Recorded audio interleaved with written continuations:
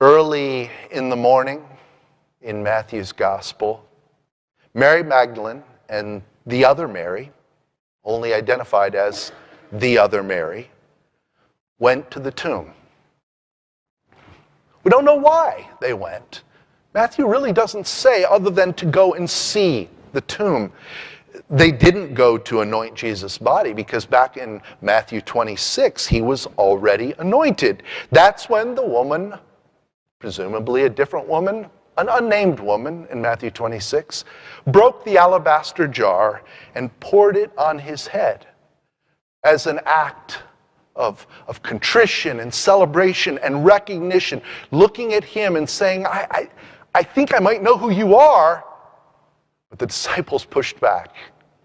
They didn't like the sound of this. Jesus said that she was doing it to prepare him for his burial. The disciples, come on, man. Wasting a bottle of alabaster on some random Tuesday evening. Seriously, Jesus? We do that sometimes.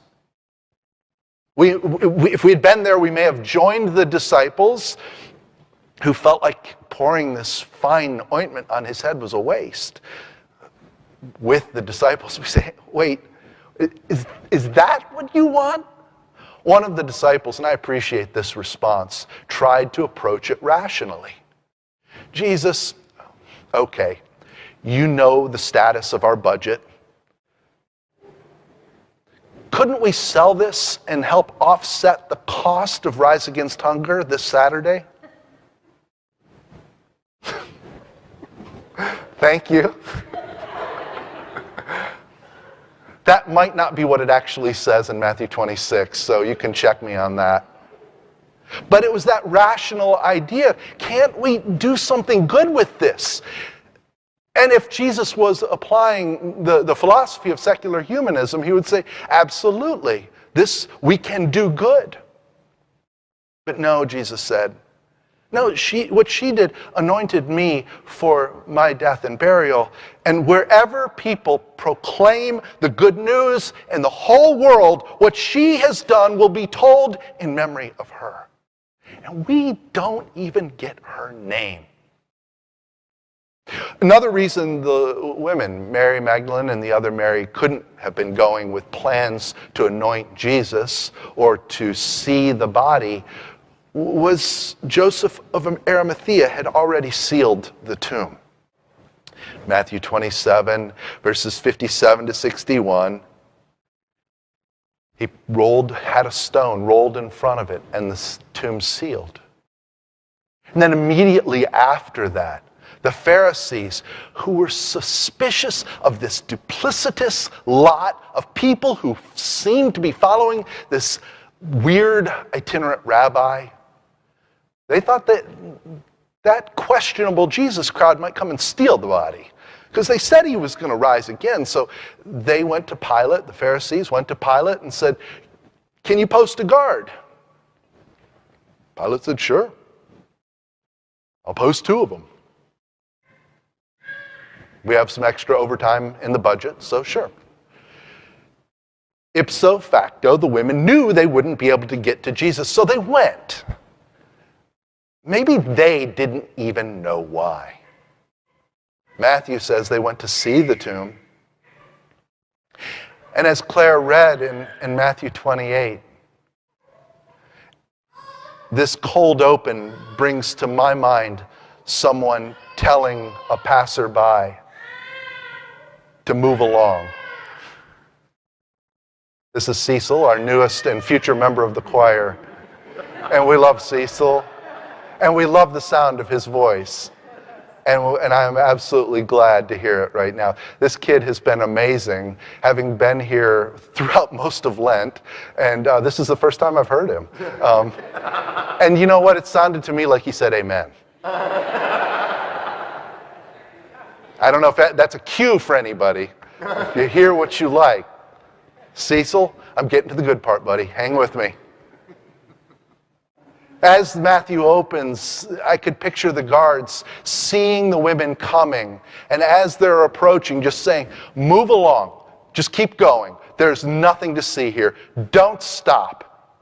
And the guards might have thought, what are you, what's the point? And when it comes to Jesus, we live in a there's nothing to see here world. So many voices around us seem to say, move on. Just, why are you still doing that? Why are you going to, what's the point? Why are you going to church? Well, it's Easter. We want to celebrate. Why are you saying those old words? What is faith? How did that really happen? Come on. And the text in Matthew suggests that the women went to the tomb without any expectations. They didn't go with some purpose other than maybe to see the grave, to sit and think about their friend. When they arrived, there was an earthquake. This is the second one here in Matthew. The first one was right after Jesus died at the crucifixion. The temple curtain ripped, the earth shook, and the centurion who was standing there, according to Matthew, said, truly, this man was God's son.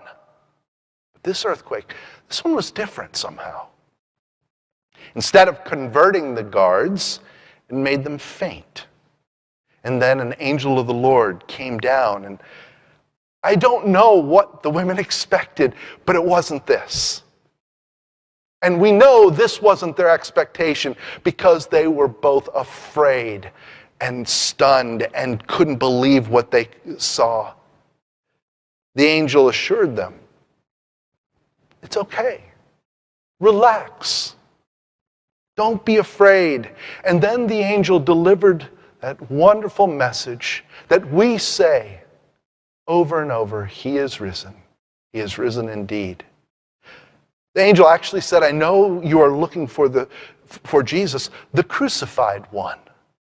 Now, this might sound pedantic, but in Greek, this phrase, the crucified one, is in the perfect tense. And the only reason I'm bringing it up is because this implies it is a completed act with ongoing consequences.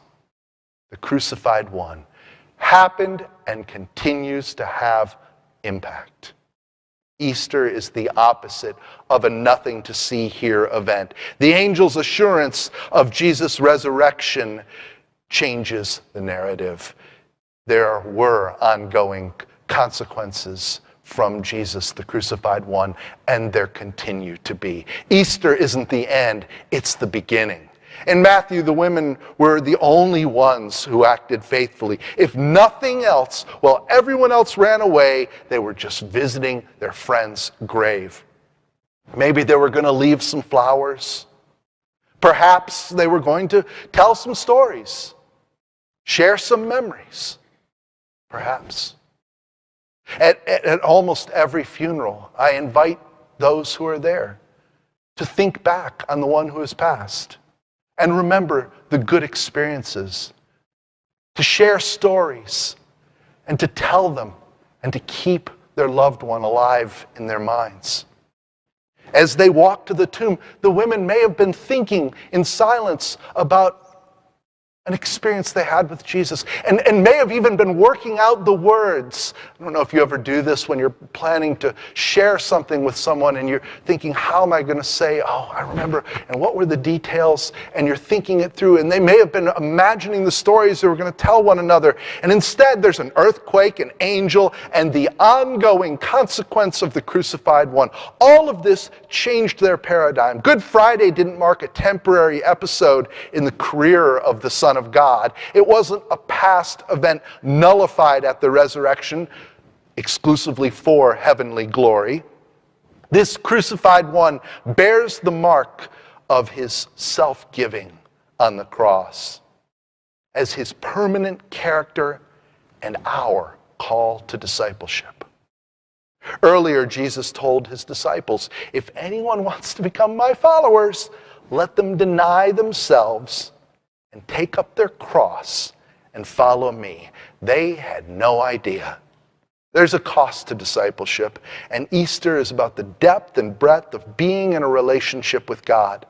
The dismissive mindset of a world that doesn't care about Jesus. The empty tomb, and Easter only sees cheap grace. Easter and the resurrection of the crucified one brings to the forefront costly grace. Dietrich Bonhoeffer describes this kind of grace like this: cheap grace means grace at bargain basement prices. Cut-rate forgiveness, cut-rate comfort, cut-rate sacraments. Grace as the church's inexhaustible pantry from which it is doled out by careless hands without expectation or limit. It is grace without a price, without any cost. As we are beloved children of God, we follow the women to the tomb. We go and we're open to see what God has prepared for us. As Paul writes in 1 Corinthians 2:9, what no eye has seen nor ear heard, nor the human heart conceived, what God has prepared for those who love him. Costly grace is the gospel which must be sought again and again. It's costly because it calls us to discipleship, and it's grace because it calls us to follow Jesus. It's costly because it costs people their lives, but it's grace because it invites us to live. It's costly because it condemns sin, but it's grace because it loves and redeems the sinner. Above all, grace is costly because it was costly to God. Following the angel's instructions, the women left the tomb.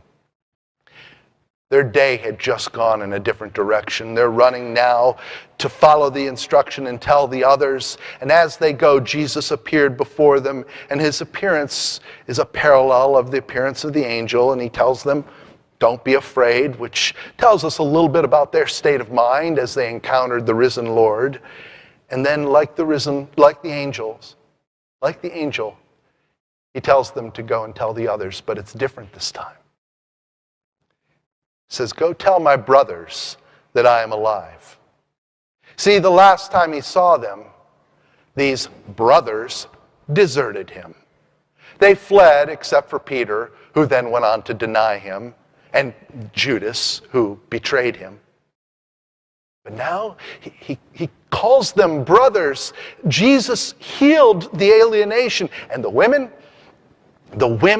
are not only the first missionaries, they're also the agents of reconciliation. There's a lot to see here. The women showed up at the tomb, saw the earthquake and an angel, and ran to tell the others, saw Jesus, got a message, and then went to deliver that message. So we have all come on this long journey since Ash Wednesday. And like that first Easter morning, this story doesn't end here.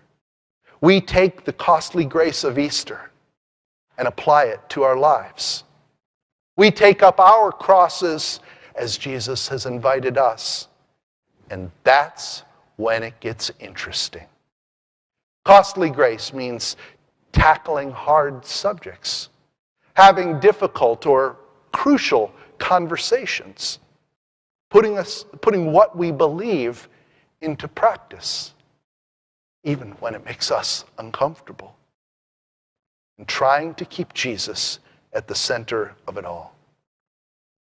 Easter isn't the destination, it's the beginning of life. Amen.